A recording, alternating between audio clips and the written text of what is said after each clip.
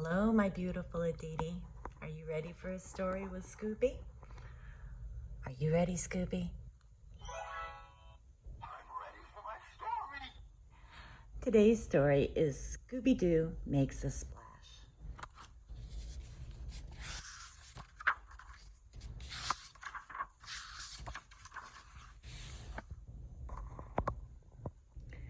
It was a warm, sunny day at Coolsville Beach. There were so many things to do along the boardwalk. Fred and Daphne loved going on all the rides. Velma enjoyed watching the machines make saltwater taffy in the window of the candy shop. Shaggy and Scooby were too hungry to do any of those things. All they wanted to do was eat, and something nearby smelled delicious, so they decided to follow their noses.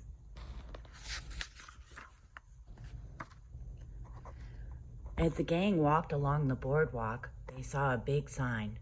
It read, "Taste the Humongous Hero Sandwich." And there it was. Under a tent nearby was the biggest sandwich anyone had ever seen. "Jinky," said Velma. "Who could ever eat a sandwich that big?" said Daphne. The gang was amazed. Whoa, that's cool.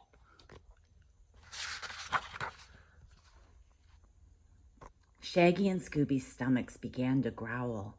They stared at the humongous hero sandwich. They did want to taste that sandwich, but it wasn't for sale. It was the grand prize for winning the Coolsville surf contest. We don't know how to surf," said Shaggy.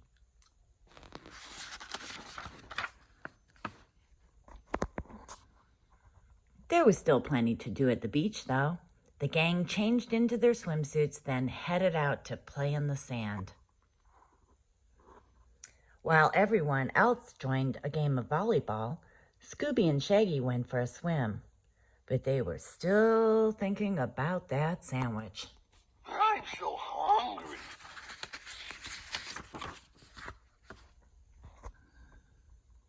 Shaggy and Scooby were doing the doggy paddle when someone's surfboard floated by.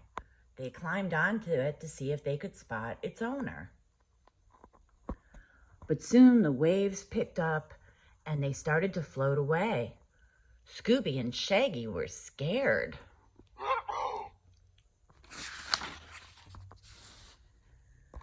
"Well, Scooby, looks like we're going to have to start paddling." Shaggy got down on his belly and paddled toward the shore. Scooby sat on Shaggy's back using his tail to steer. They were tired and hungry. And they were still thinking about that sandwich. That sandwich is bigger than me.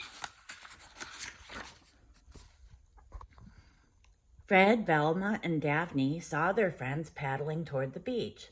They also saw a giant wave swelling up just behind them. "Look out," they shouted. But Shaggy and Scooby were too far away to hear.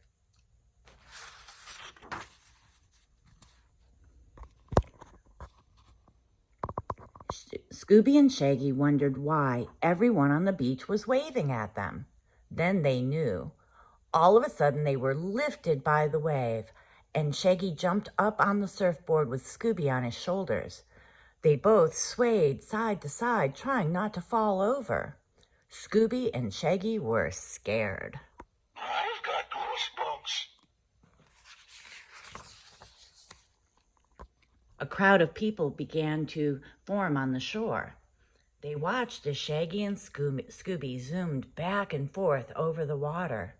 They'd never seen anything like it.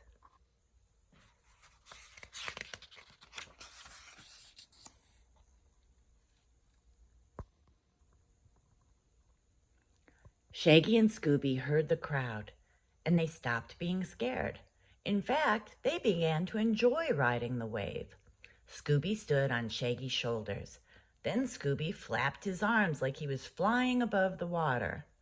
On the shore, the audience cheered loudly. Look at me. Shaggy and Scooby waved to the crowd. Then another big wave sent them crashing into the water. Shaggy and Scooby swam to the shore, pulling the surfboard behind them. They were very wet and covered in seaweed, but they wished they could have surfed a little longer. They were having so much fun.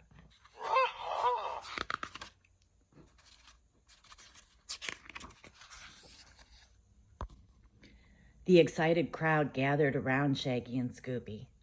The judge of the surf contest stepped forward with a big trophy. He declared Scooby and Shaggy the winners. He also thanked them for finding his lost surfboard. Fred, Daphne, and Velma smiled proudly. The gang was amazed. Wow, that's amazing.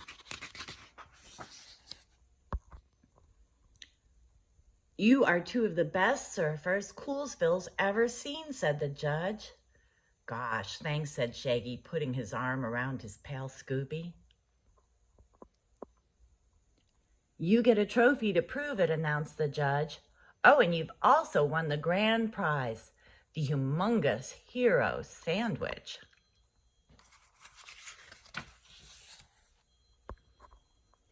Even before the judge could say hero, Scooby and Shaggy had each taken a big bite of the sandwich.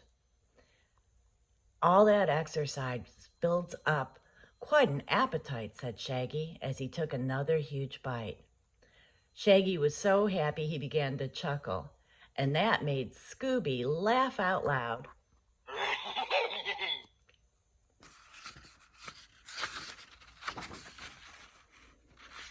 That's the end of book 3. I hope you enjoyed it, Aditi. Good night and sweet dreams.